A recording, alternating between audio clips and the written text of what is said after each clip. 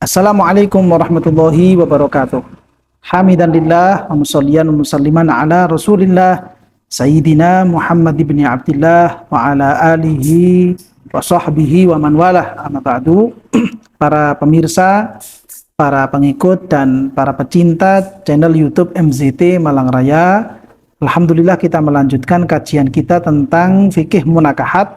Setelah kita membahas tentang seperti apa ketentuan-ketentuan yang berlaku tentang masalah li'an, sekaligus juga dengan konsekuensi-konsekuensi yang ada ketika terjadi peristiwa li'an, maka pada kesempatan kali ini kita melanjutkan kajian kita di dalam kitab Fathul Qorib tentang fikih munakahat. Pembahasan kita pada kesempatan kali ini masuk pada fasal yang baru, yaitu fasal yang menerangkan tentang masalah atau ketentuan-ketentuan iddah, yaitu satu masa tertentu ketika terjadi perceraian atau terjadi kematian, terjadi perpisahan antara suami istri, atau misalkan si istri itu ditinggal mati oleh suaminya, maka di situ akan terjadi yang namanya masa iddah. Dan nanti di dalam keterangan kitab Fathul Qorib kita akan tahu lebih mendalam lagi tentang seperti apakah pengertian dari iddah itu sendiri. Yaitu di dalam kitab Fathul Qorib disebutkan bismillahirrahmanirrahim, faslun fi ahkamil iddati wa anwa'il mu'taddati. Ini fasal fi ahkamil iddati, tentang hukum-hukum yang berkaitan dengan yang namanya iddah, wa anwa'il mu'taddati, dan juga beberapa hukum atau beberapa ketentuan tentang anwa'il mu'taddah, tentang macam-macamnya orang perempuan yang mereka ini akan mengalami masa iddah. Jadi di dalam fasal yang akan kita baca ini sendiri akan menerangkan tentang jenis-jenis iddah itu seperti apa, lalu ketentuan hukum-hukumnya dari masing-masing jenis itu seperti apa, sekaligus juga pembagian orang perempuan di dalam masalah iddah. Ada berapa jeniskah orang perempuan di dalam masa iddah ini, dan ini menjadi hal yang penting bagi mereka orang-orang yang telah berumah tangga, atau juga bagi mereka orang-orang yang akan mengarungi bahtera rumah tangga, supaya ketika mereka di suatu saat nanti terjadi hal-hal yang dibahas di dalam pasal ini, kita semuanya dan mereka yang memahaminya bisa mengerti langkah-langkah seperti apakah yang boleh untuk dilakukan dan langkah-langkah seperti apa saja yang tidak boleh dilakukan. Nah, sebagaimana yang disebutkan oleh beliau Syekh Al-Bujairami di dalam hasyiah beliau terhadap kitab Al-Iqna, bahwasannya pensyariatan tentang masalah iddah ini, sekaligus juga dengan pembagian orang-orang perempuan di dalam masalah iddah ini, itu termasuk ma'ulima minad-dini bid-darurah, termasuk sesuatu yang jelas sekali diketahui dari agama kita, agama Islam. Artinya ketika kita sebagai orang-orang yang memeluk agama Islam, kita sebagai orang-orang yang berpegang kepada aturan-aturan Rasulullah Shallallahu Alaihi Wasallam, maka pasti di antara aturan-aturan Rasulullah itu sendiri, di antara aturan-aturan agama Islam itu sendiri adalah tentang syariat iddah, yang mana nanti syariat iddah ini akan sangat terikat dengan mereka orang-orang yang telah berumah tangga, lalu kemudian dia itu terjadi perceraian atau misalkan suaminya ini meninggal dunia. Dan sekaligus juga ketika misalkan antara suami istri ini terjadi yang namanya wati' syubhat, maka di situ akan memunculkan hukum. Ketika terjadi wati' syubhat itu sendiri memunculkan hukum yang namanya ketentuan masalah iddah, sehingga ini merupakan satu pembahasan yang penting untuk dipahami bersama supaya kita tidak sampai salah dalam melangkah ketika terjadi peristiwa-peristiwa yang seperti itu. Dan pensyariatan tentang masalah iddah ini termasuk syariat yang qadimah. Artinya umat-umat para nabi terdahulu sebelum Gusti Kanjeng Nabi Muhammad SAW, mereka semuanya juga pernah mengalami pensyariatan yang namanya iddah ini sendiri. Karena memang iddah ini disyariatkan sebagai bentuk penjagaan terhadap rahim si perempuan. Karena khawatir nanti si perempuan ini masih mengandung janin bayi dari suami yang sebelumnya. Supaya nanti apa? Supaya misalkan memang betul-betul terjadi janin di dalam rahimnya si perempuan, terjadi bayi di dalam rahimnya si istri ini, sehingga anak ini menjadi jelas dia merupakan anaknya siapa. Apakah dia adalah putra dari suami yang sebelumnya atau dia adalah anak dari suami yang berikutnya. Sehingga perlu di situ masa-masa tertentu sebagai penantian supaya menjadi jelas kira-kira anak yang ada di dalam janin ini kira-kira miliknya siapa. Nah, kalau memang hikmah atau tujuan, maksud dari pensyariatan iddah itu seperti itu, maka menjadi sangat gamblang sekali bahwa ternyata iddah ini adalah syai'un ma'kuli, sesuatu syariat atau satu tujuan yang bisa diterka oleh akal manusia itu sendiri.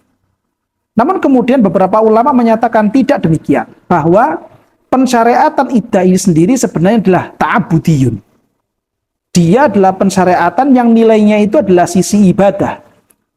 Sisi ibadah walaupun dia itu bukan bentuk ibadah yang mahdhah, bukan ibadah yang murni. Kenapa demikian? Terbukti ketika misalkan seorang istri dia itu terceraikan dari suaminya, maka dia akan melewati masa iddah dengan salah satu quru, dengan 3 kali masa suci. Yang mana di awal tadi kita sudah membahas, sudah disampaikan bahwa tujuan disyariatkan iddah ini supaya menjadi jelas tentang rahim si perempuan. Apakah di dalamnya itu ada calon bayi yang ada atau tidak ada. Kalau seandainya ada, maka nanti bayi ini akan ternasabkan kepada mantan suaminya. Kalau seandainya tidak ada, ya maka selesai urusannya. Kalau memang tujuannya seperti itu, lalu kemudian perempuan yang terceraikan dari suaminya ini, dia harus menunggu sampai 3 kali masa suci, baru dia diperkenankan untuk melakukan pernikahan lagi yang kedua. Bagaimana mungkin? Padahal dengan 1 kali masa suci saja, artinya dengan 1 kali quru saja, itu sudah bisa diketahui apakah perempuan ini di dalam rahimnya ada calon janin atau tidak ada calon janin. Namun dia masih harus menuruti perintah agama, menunggu, menanti untuk boleh menikah kepada yang kedua kalinya sampai 3 kali masa suci. Nah, ini merupakan bukti bahwa ternyata pensyariatan iddah ini sendiri bukan semata-mata syai'un ma'kuliyun, bukan sesuatu yang dari sisi penalaran manusia saja, dari sisi hal yang bisa diterka oleh akal manusia itu saja. Namun di situ juga mengandung unsur ibadah yang memang kita itu tunduk patuh terhadap apa yang telah ditentukan oleh Allah Subhanahu wa taala melalui lisan Gusti Kanjeng Nabi Muhammad sallallahu alaihi wasallam. Sehingga dari situ, ketika misalkan ada seorang perempuan, seorang istri misalkan, yang dia itu kemudian diceraikan oleh suaminya, lalu kemudian dampak atau konsekuensi yang muncul ketika si istri ini diceraikan oleh suaminya, dia harus melewati yang namanya masa iddah. Dan masa iddahnya itu adalah 3 kali masa suci. Karena penantian ini bernilai ibadah, maka si perempuan ini bisa mendapatkan pahala dengan menanti sampai 3 kali masa suci tersebut.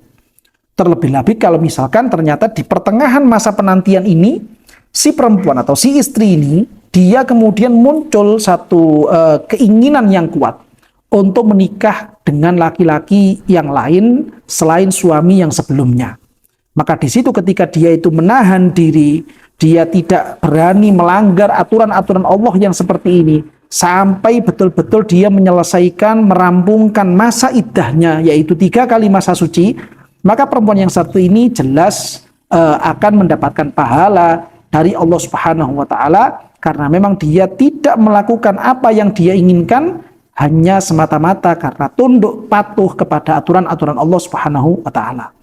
Dan di sisi lain lagi, yang namanya masa iddah ini hampir disepakati oleh seluruh ulama bahwa masa iddah atau pensyariatan iddah ini hanya berlaku untuk orang perempuan, tidak untuk orang laki-laki atau si suami.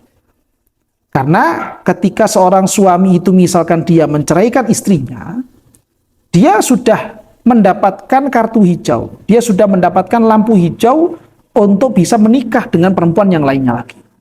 Namun kemudian beberapa ulama di kalangan fuqaha memberikan perincian bahwa di momen-momen tertentu, pada peristiwa-peristiwa tertentu, kadang seorang suami itu juga perlu untuk mengalami yang namanya masa iddah, yaitu para ulama menggambarkan dalam dua kondisi ini, ada dua kondisi, yang mana dalam dua kondisi ini si suami dia juga perlu untuk melewati yang namanya masa iddah. Apa saja kira-kira dua kondisi yang disebutkan oleh beberapa ulama ini, sebagaimana hal ini diterangkan oleh Syekh Al-Bujairami di dalam hasyiah beliau terhadap kitab Al-Iqna.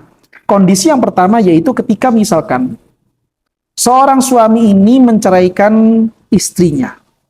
Lalu kemudian setelah dia menceraikan istrinya, dia kemudian ingin menikah dengan perempuan yang masih saudara dengan si istri, atau menikah dengan bibinya si istri, atau menikah dengan perempuan-perempuan yang dia itu masih memiliki nasab dengan si istri tersebut. Yang mana ketika laki-laki ini ingin menikah dengan saudaranya ini, dia otomatis tidak boleh menggabungkan mereka berdua dalam satu naungan rumah tangga. Karena memang itu diharamkan oleh Allah Subhanahu wa taala.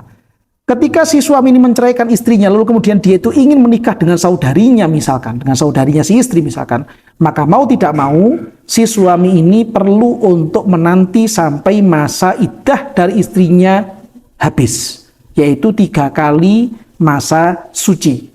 Sehingga ketika setelah habis 3 kali masa sucinya, si suami ini baru diperkenankan, baru diperbolehkan untuk menikah dengan saudari dari mantan istrinya.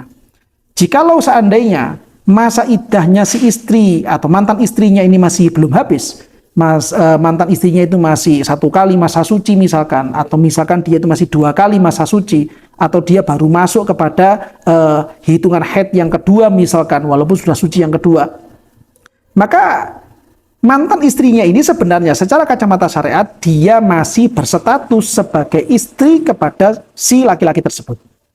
Ketika dia statusnya masih istri, karena talaknya masih talak 1 misalkan, maka si suami ini harus menunggu sampai masa iddahnya habis. Tidak boleh kemudian langsung menikah dengan saudari dari istrinya. Karena kalau nanti menikah dengan saudari istrinya, maka mau tidak mau berarti si laki-laki ini sedang mengumpulkan 2 perempuan di dalam status suami istrinya, yaitu dengan istri yang tidak boleh digabungkan dalam satu ikatan pernikahan. Dan ini merupakan gambaran pertama dari seperti apakah kira-kira seorang suami itu perlu untuk melewati yang namanya masa iddah. Gambaran yang kedua yaitu misalkan ada seorang suami yang dia itu sudah memiliki 4 orang istri. Lalu kemudian si laki-laki ini ingin menikah dengan perempuan yang kelima. Maka dia baru diperbolehkan menikah dengan perempuan yang kelima ini dengan cara menceraikan salah satu dari 4 istrinya. Namun ketika dia telah menceraikan salah satu dari 4 istrinya, dia tidak serta-merta kemudian diperbolehkan menikah dengan perempuan yang kelima ini. Dia harus menunggu sampai masa iddah dari salah satu dari 4 istrinya itu habis masa iddahnya.